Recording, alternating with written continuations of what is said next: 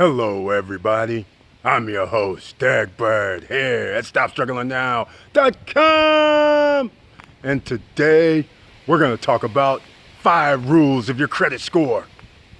But first, Tifosi Optics. Check. Stop Struggling Now gear. Check. And welcome. And please like, subscribe, and click the bell below so you get the latest updates. Now, let's get to it!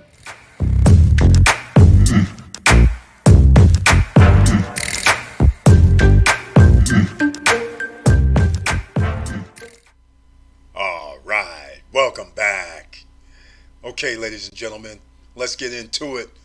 The 5 rules of making sure you can improve or boost your credit score. It's pretty simple.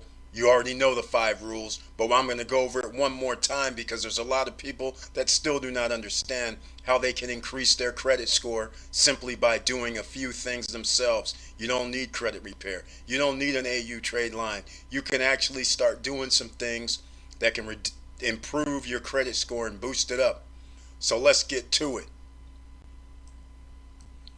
You can see here on the screen, we're at the Stop Struggling Now YouTube channel. It's awesome. Thank you everybody for subscribing and thank you for your support. I appreciate it.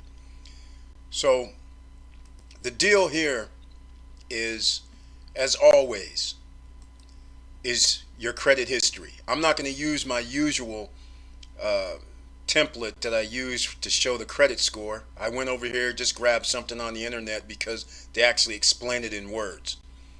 But rule that to start with first. Everybody, if you have not already gotten Credit Karma, at least download the free Credit Karma website. Go there, look at your scores. They use the Vantage credit score model, which is similar to Fico, but it still gives you an idea of what your score is. But it's not that. Most importantly, it gives you the buckets that you need to understand. And those buckets fall within the FICO score range. Now, like I said, Credit Karma uses Vantage, which scores a little bit differently, but it's close enough. FICO, this is their parameter, and it's almost similar with Vantage. Vantage just allows a little bit more debt utilization to mean a little more. So therefore, in FICO, your debt utilization needs to be lower, and it means a lot more in FICO. So that's kind of what it is. But let's get on with it. Rule number 1, debt utilization. In the blue here, they call it debt and available credit. 30%. This is the second most significant number on your credit score. But this is the first thing that you can do something about.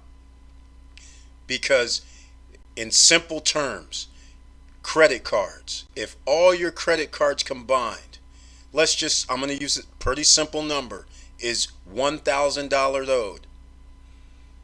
I'll use a different number. A lot of people have 1,000, a combination. I'll use 10,000. That'll be more realistic for a lot of people. $10,000 total credit limit available.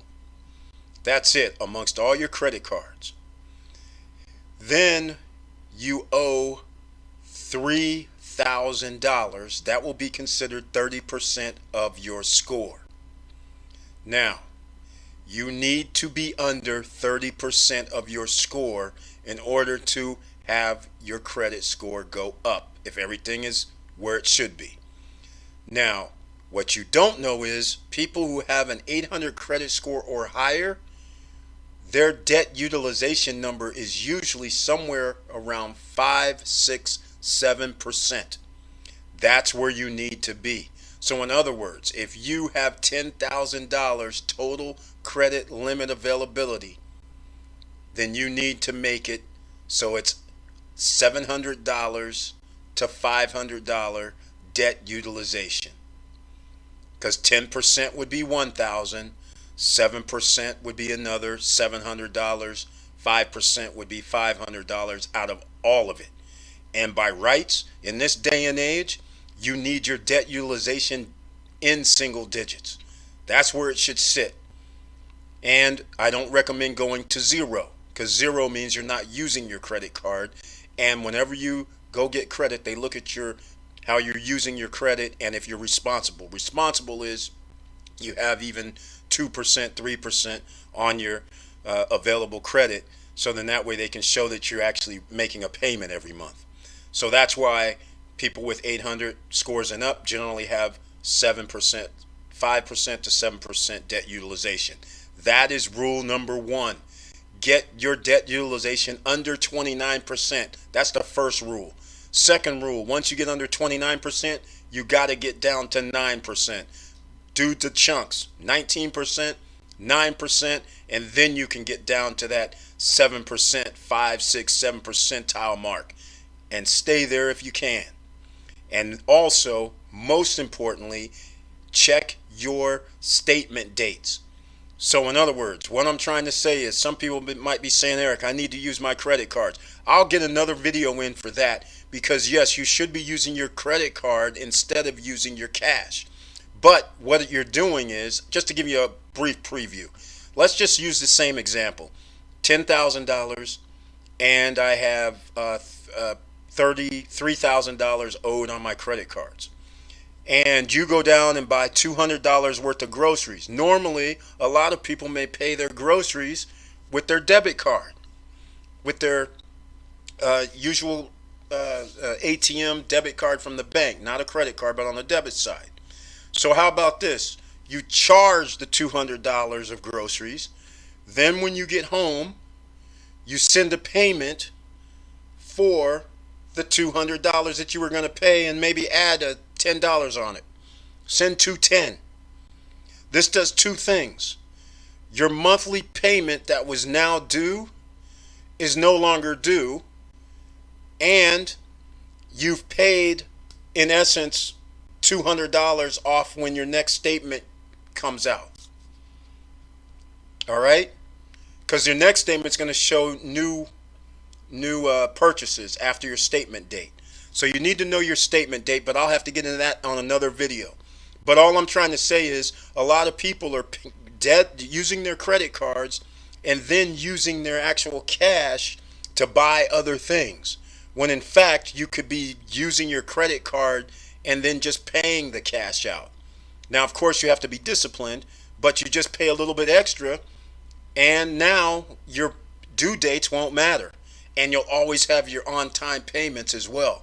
You're killing two birds with one stone, because number two is on-time payment. Rule number two, on-time payments, which hold 35% of your credit score, is the most important thing on your credit score.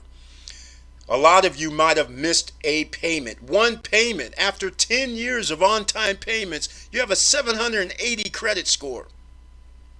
All of a sudden, your credit score is like 700. And you're sitting there going, I paid all my accounts. I've missed one payment. Well, 35%. Think about this. If your credit score is 700 and 35% of that score, you start thinking that's almost 100 points that's going to come off. So they can take 50 points, 60 points, 70 points, 100 points. It's devastating. It's the difference between you having a 760 and all of a sudden having a 690, and you're going down to buy a house or a car or anything else that you need credit, and now your interest rate is bumped up an extra point or two. It's significant. So this is why on-time payment history is the most important, and that's why I gave you that little tidbit about charging on your actual card, because you're going to use cash anyhow, and then when you get home, just do an online payment. So then that way, plus add a little bit extra, so that'll reduce your balance as well. So you kill two birds with one stone. So anyhow, on-time payments. And the reason why you have Credit Karma is because they have the number for you, your debt utilization. You don't have to figure it out every month. You log in Credit Karma, it'll tell you what your debt utilization number is.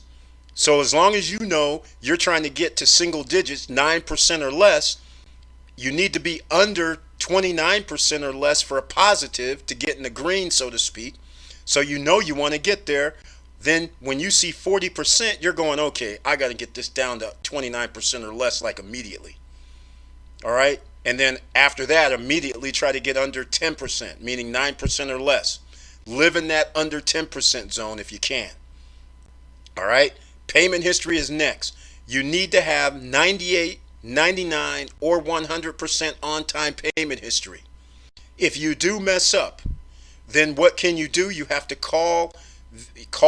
write whoever you missed a payment with and see if they'll give you a courtesy reprieve and say, hey, can you help me out by maybe doing a deferral where it would get me current, where you would come up with any game plan to get that missed payment off your credit report. And if you can't, then you have to get it back to 98, 99% right away. And some of you may be saying, well, I only have one credit card or two credit cards. Therein lies the situation.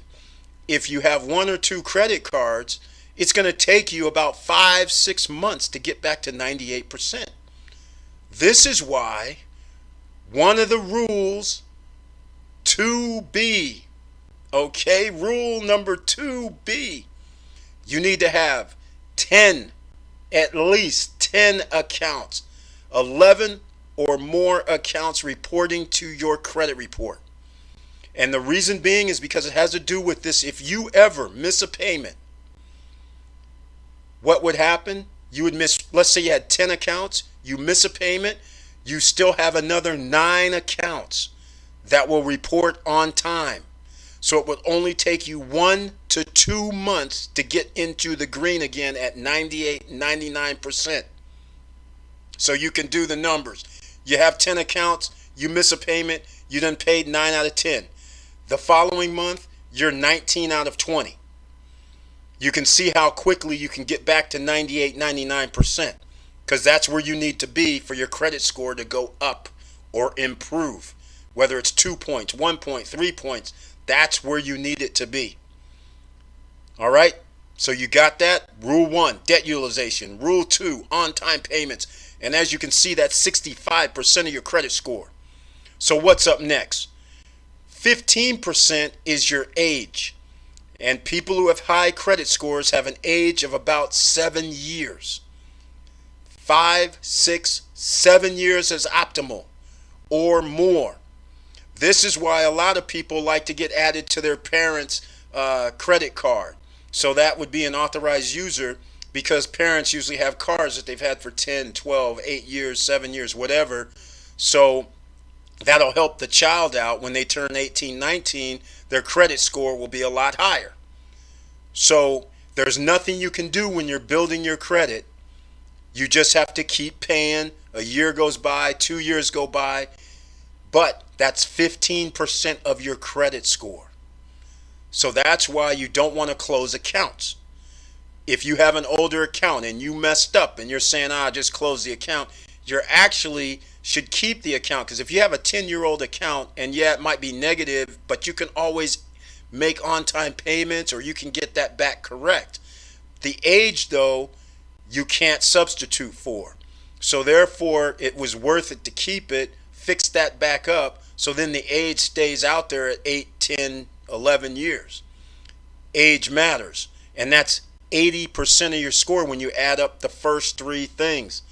Rule number 3 is your age. So you don't want to close out accounts that are older unless you absolutely have to. But normally, you want to keep that because FICO takes that into consideration. All right. Rule number 4, types of credit needed. So you heard me talk about credit cards. So remember I mentioned you need 10, all right?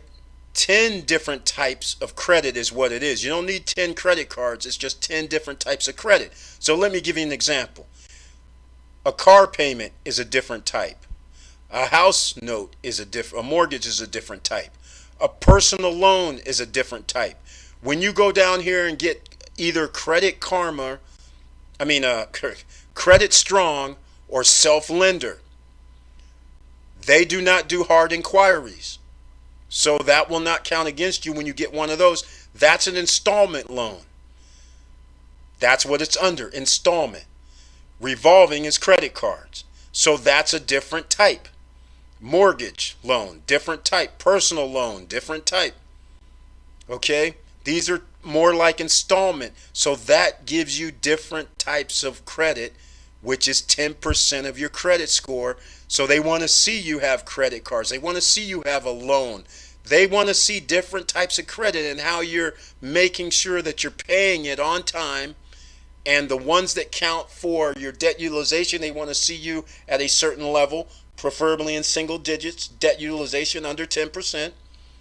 And they want to see a mixture of different credit, because then they're saying, okay, anybody can pay credit cards because that's, no big deal. Now they're saying, well, what about a loan? What about these fixed numbers that come in every month where somebody's got to pay $300 every month? How are they doing on that?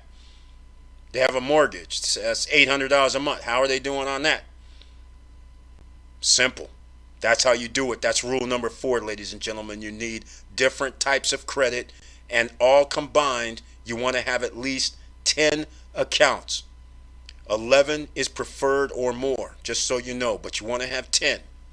So that's why the My Jewelers, the New Coast Direct, those do hard inquiries, but those are yearly memberships where you pay for the first year, and they report positive credit the first year, and then you can re-up the next year.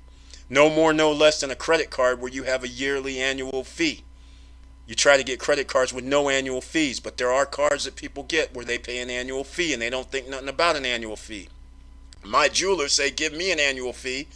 We got a $5,000 credit line here, and your debt utilization is under 5%, but people don't want to pay the $99 annual fee to keep getting positive reporting credit history, but they'll pay a credit card $99 at 16% interest or something. It's kind of crazy. So anyhow, those are the kind of things that you have to think about. And finally, rule number 5. This is very important. It has to do with your hard inquiries. All right, as they call here, frequency of credit applications. All right, that right there is significant. Once you get past a certain number, which is 4, as soon as you get to your 5th hard inquiry within 2 years, credit bureaus or Fico, Vantage, whatever credit score they're using, they try to take points away from you. And you start understanding that they want to keep your scores lower, because the companies that pay them to pull your credit, they need your scores to be lower so they can charge you higher interest and also more money for a down payment. Whether you're buying furniture, whether you're buying a car, whether you're buying a house, it doesn't matter. The lower your score is, they can come back to you and say, hey, okay, your score isn't that good. It's 640. In our algorithm, 640 is bad, so we need you to put down an extra 10% if you want to get this loan. Or we need you to pay off certain number of credit cards so your debt utilization is down to almost 0. That's how they operate, ladies and gentlemen, especially in a bad environment. So this hard inquiries do matter. Now, a lot of people go out and get cars. A lot of people go out and get mortgages, or try. When you do, just think of this rule in your head. You're out getting a car. A car dealer can pull your credit score if you allow them to. And they could go to different places. They'll check with the credit union. They'll check with the bank. They could have 3, 4, 5 inquiries. FICO doesn't really penalize you, but they have this thing about make sure you do it all within 7 days or 14 days. So I can go to 3 car dealerships. 3 car dealerships pulls these hard inquiries, but they have to be within a 7-day to 14-day period where they will only count that as 0 or 1 inquiry. Once you start saying, I'm looking for a car this week, and then 3 weeks from now, I'm looking for another car, now you're going to run into problems if you're allowing people to pull your credit. So that's rule number 5. Watch your hard inquiries. Again, credit strong, self-lender. If you're trying to boost your credit score, build your credit score, go through them, because there is no hard inquiry. And stay tuned, ladies and gentlemen, because I'm going to show you, not today, another video where we're going to get a credit card or credit without doing a hard inquiry, besides credit strong and self-lender. So anyhow, that's rule number 5. So we have went all down the list. There's no excuse. So when people are sending me emails and saying, I don't know what happened, I got this card and my score went down, I made on-time payments, now you know the first questions I always ask. What's your debt utilization? Have you made payments? Are they on time? Does it say you made 98, 99, or 100% on-time payments? Because those are the first two things that you should know already. And if you see that you're over 29%, now you know why your credit score went up. If you know you have more than 5 hard inquiries, then you know why your credit score went down. Simple.